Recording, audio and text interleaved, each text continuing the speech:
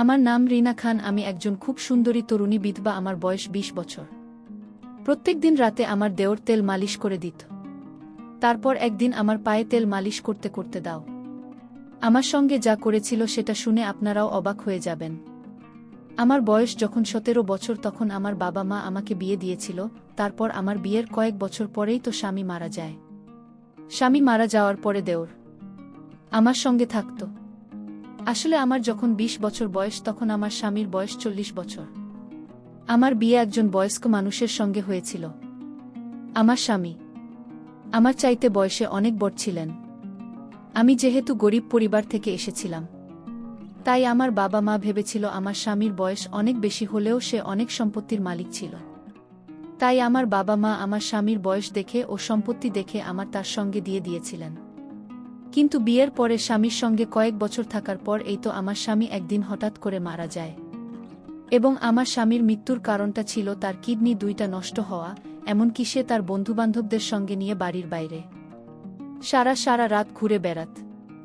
আমি তো বাড়িতে সারাদিন থেকে নিজের কর্তব্য পালন করতাম। অনেক সময় মনে হতো আমার স্বামী যখন আমার প্রতি কোনো সহনশীলতা বা চাহিদা নেই, তাহলে কেন আমাকে বিয়ে করেছিল? আসলে বিয়ের পরে স্বামী কোনোদিন ভালোবেসে আমার সঙ্গে দুই একটা কথাও বলেনি। বিয়ের প্রথম দিনই তো সে আমাকে একটাই কথা বলেছিল যে, দেখো রিনা, তোমার যত টাকার প্রয়োজন হবে তুমি আলমারির ভেতর থেকে নিয়ে নেবে, এবং তোমার বাইরে থেকে কোনো জিনিসের প্রয়োজন হলে আমাদের বাড়ির চাকর আমিনকে আনতে স্বামী, কিন্তু তুমি নিজের বাড়ির বাইরে যাবে না। আর একটা কথা মনে রাখবে, আমার কাজে কিন্তু কোনোদিনও বাধা দিতে আসবে না, যে আমি কখনো বাড়ির বাইরে যাচ্ছি এবং আমি কখন বাড়িতে ফিরে আসছি এটা সম্পূর্ণ আমার ব্যক্তিগত ব্যাপার। ওই সময় আমার বয়স যেহেতু কম ছিল, তাই আমি স্বামীর কথার মানে কতটা বুঝতে পারিনি যে সে তো শুধুমাত্র আমার সঙ্গে বিয়ে করে একটা দায়িত্ব পালন করেছিল, কিন্তু আমার স্বামীর তো সংসারের প্রতি কোনো মনোযোগ ছিল না। এমন নয় যে স্বামী আমার সঙ্গে কথা স্বামীকে না, সে আমার সঙ্গে তার প্রয়োজনমাফিক কথা স্বামী, কিন্তু আমি তার অর্ধাঙ্গিনী হয়ে তার কাছ থেকে ভালোবাসা পাওয়ার আশা করেছিলাম। সেটা কখনোই পাইনি এবং ধীরে ধীরে যখন আমি এই জিনিসটা বুঝতে পারি, তখন আমি নিজের বাবা মায়ের সঙ্গে এ ব্যাপারে আলোচনা করেছিলাম যে আমি টাকা পয়সা সুখ তো পেয়েছি, কিন্তু স্বামীর ভালোবাসা সুখ কোনো দিন পাইনি। আমার কথা শুনে বাবা মা আমাকে বুঝিয়ে স্বামীর চেয়ে দেখ মা, ভালোবাসার থেকেও সব চাইতে মূল্যবান হচ্ছে টাকা, কারণ তুই এখানে থেকে দেখেছিস যে আমাদের বাড়িতে কত অভাব ছিল। এতটাই অভাব ছিল যে আমি তোদের কোনোদিন দুবেলা পেট ভরে ভালো করে খাওয়াতে পারিনি, কিন্তু তোর যেখানে বিয়ে দিয়েছি সেখানে অন্ততপক্ষে টাকা পয়সা সত্য আছে, এবং তোর ঘরে বিয়ে দিয়েছি বলে আজ আমরা পেট ভরে দুবেলা খাবার খেতে পারছি। তাই এগুলো সামান্য ছোটখাটো ব্যাপার নিয়ে এত মন খারাপ করবি না।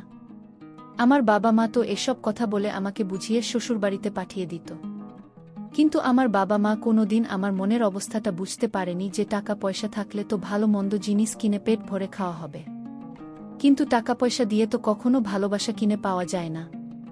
আসলে আমার স্বামী আমাদের বিয়ের পরে কিন্তু আমার গরিব বাবা মাকে প্রতি মাসে টাকা পয়সা দিয়ে সাহায্য করত, এবং এটার জন্য আমি খুব খুশি ছিলাম যে আমার স্বামী অন্ততপক্ষে আমার গরিব বাবা মায়ের ব্যাপারে তো এতটা ভাবে। কিন্তু আমার স্বামী আমার প্রতি যত্নশীল বা দায়িত্বশীল কখনোই ছিল না।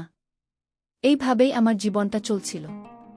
আমি ঘরে থেকে আমার দায়িত্ব পালন করতাম, আর আমার স্বামী প্রত্যেক দিন নিজের বন্ধুবান্ধবদের সঙ্গে আড্ডা দিত। এইভাবে কয়েকটা বছর কেটে যাওয়ার পরে যখন আমার স্বামী হঠাৎ করে মারা যায়, তখন আমি কিন্তু সম্পূর্ণভাবে একা হয়ে পড়ি, এবং আমাকে ওই অবস্থায় দেখে আমার দেওর আর বিদেশে যায়নি। আসলে আমার দেওর ছোট থেকেই বাইরে পড়াশোনা করত, কারণ আমার স্বামী খুব ভালো করেই জানেন যে তার ভাই যদি তার কাছে থাকে তাহলে সেও কিন্তু তার মতোই হয়ে যাবে। তাই আমার বোন নিজের ভাইয়ের ভালো ভবিষ্যতের কথা ভেবে তাকে বাইরে রেখেছিল। আর আমার শ্বশুর শাশুড়ি তো অনেক আগেই মারা গিয়েছিল। এদিকে আমার দেওরের বয়স ১৫ বছর হলেও তাকে দেখে তো মনে হতো না যে সে একজন ১৫ বছরের ছেলে। স্বামী মারা যাওয়ার পরে আমি অনেক বেশি খামখেয়ালি হয়ে পড়েছিলাম। আমার তো কারো সঙ্গে কথা স্বামীকেও ভাল লাগত না। যতই হোক না কেন, একটা বিধবা মহিলা, একটা মহিলার মধ্যে অনেকটা পার্থক্য রয়েছে। তারপর স্বামী মারা যাওয়ার পরে বেশ কিছুদিন পর্যন্ত আমাদের বাড়িতে স্বামীর আত্মীয় স্বজনেরা ছিল। ওই সময় তো নিজের মনের কষ্টটা কান্নার মাধ্যমে তাদের সামনে প্রকাশ করে নিজেকে একটু হালকা করতাম। কিন্তু আমাদের বাড়ি থেকে আত্মীয় স্বজনদের চলে যাওয়ার পরে আমি আরও বেশি ভেঙে পড়েছিলাম। তখন অত বড় বাড়িটা দেখে মনে হতো এ বাড়িটা যেন আমাকে খেতে আসছে। আমার স্বামী আমাকে ভালো না বাসলেও তার সঙ্গে থাকার একটা অভ্যাস পরিণত হয়েছিল আমার।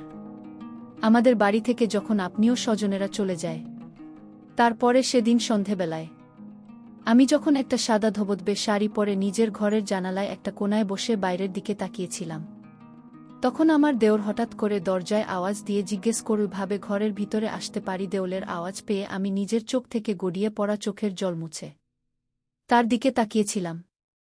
হ্যাঁ, ভেতরে আসতে পারো। আমার ঘরের ভেতরে এসে আমার ঘাটে বসল। ভাবি, আমি জানি এই সময় তুমি নিজেকে খুব একা মনে করছো, কিন্তু তুমি চিন্তা করো না, আমি তোমাকে এই অবস্থায় ছেড়ে দিয়ে কোথাও যাব না। আমি সিদ্ধান্ত নিয়েছি যে আমি নিজের বাকি পড়াশোনায় বাড়িতে থেকে কমপ্লিট করব। দেওয়ার কথা শুনে আমি খুব খুশি হয়েছিলাম, এটা ভেবে যে যাক কেউ আছে যে আমার ব্যাপারে ভাবতে পারে। এমনকি প্রত্যেক দিন সকালে আমার ঘুম থেকে ওঠার আগেই দেওর আমার ঘরে আসত আমাকে দেখার জন্য যে আমি ঠিক আছি কিনা। এমনকি সে মাঝে মধ্যে আমার জন্য সকাল সকাল চা করে নিয়ে আসত। এমনকি সে যখন ফ্রি থাকত তখন আমার সঙ্গে বসে ঘন্টার পর ঘন্টা গল্প করত, আমাকে হাসানোর চেষ্টা করত।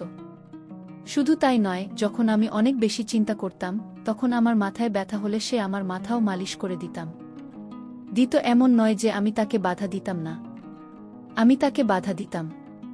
তখন সে আমাকে বলতো, ভাবি, তোমার উপরে আমার কোনো অধিকার নেই, আমি কি তোমার একটুখানি সেবা যত্ন করতে পারি না? তখন তার মায়া ভরা কথাগুলো শুনে আমি আর তাকে বাধা দিতে পারতাম না।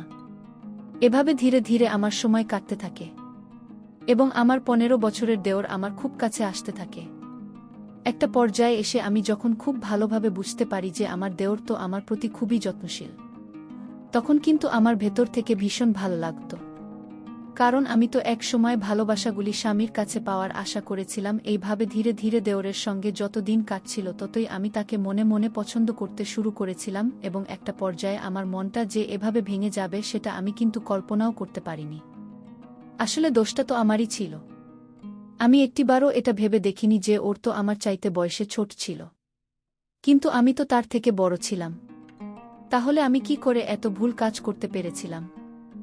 দেওর আমার প্রতি ভালোবাসা, শ্রদ্ধা ও যত্ন, এটা কি অন্যরকম ভালোবাসা ছিল, নাকি সে আমাকে সত্যিই তার দাদার বিধবা মনে করে আমার খেয়াল রাখত? আমি তো সেটাই বুঝতে পারিনি যে ও যখন আমার খাওয়া দাওয়া থেকে শুরু করে আমার শরীরের খেয়াল রাখা পর্যন্ত যত্ন করত, তখন তো আমি তাকে অন্যরকমভাবে দেখতে শুরু করেছিলাম এবং তার প্রতি আমার মনের আশা আরও বেশি বাড়তে থাকে। স্বামী মারা যাওয়ার পরে দুশ্চিন্তার কারণে আমাকে প্রত্যেক দিন ওষুধ খেতে হতো এবং সে ওষুধটাও আমার দেওর আমাকে হাতে ধরে খাইয়ে দিত। আর প্রতিটা মুহূর্তে আমাকে, স্বামী, ভাবি, তুমি নিজের শরীরের খেয়াল রাখো, তুমি যদি ঠিকঠাকভাবে খাওয়া দাওয়া না করবে তাহলে তোমার শরীরটা আরও বেশি ভেঙে পড়বে। এবং দাদাকে তো আমি হারিয়ে ফেলেছি, তাই আমি তোমাকে কোনোমতে হারাতে চাই না। দেওয়ালের মুখ থেকে এত ভালো ভালো কথা শুনে আমি তো তাকে অন্য কিছুই ভাবতে শুরু করেছিলাম এবং ধীরে ধীরে ওকে দেখে আমার মনের মধ্যে যে অনুভূতিটা হতো সেটা তো ভালোবাসার দিকে গড়িয়ে যাচ্ছিল। ধীরে ধীরে আমি তাকে ভালোবাসতে শুরু করেছিলাম। এমনকি এইভাবে প্রায় 3-4 মাস কেটে যাওয়ার পরে আমি নিজেকে আমার 15 বছরের জন্য আবার নতুন করে সাজাতে শুরু করেছিলাম। আসলে আমার স্বামী তো আগে কোনোদিন আমার প্রতি এতটা ভালোবাসা ও যত্ন শ্রদ্ধা দেখায়নি, তাই দেওরের কাছে এত বেশি যত্ন পেয়ে আমি তাকে মনে মনে অনেক বেশি ভালোবাসতে শুরু করে দিয়েছিলাম।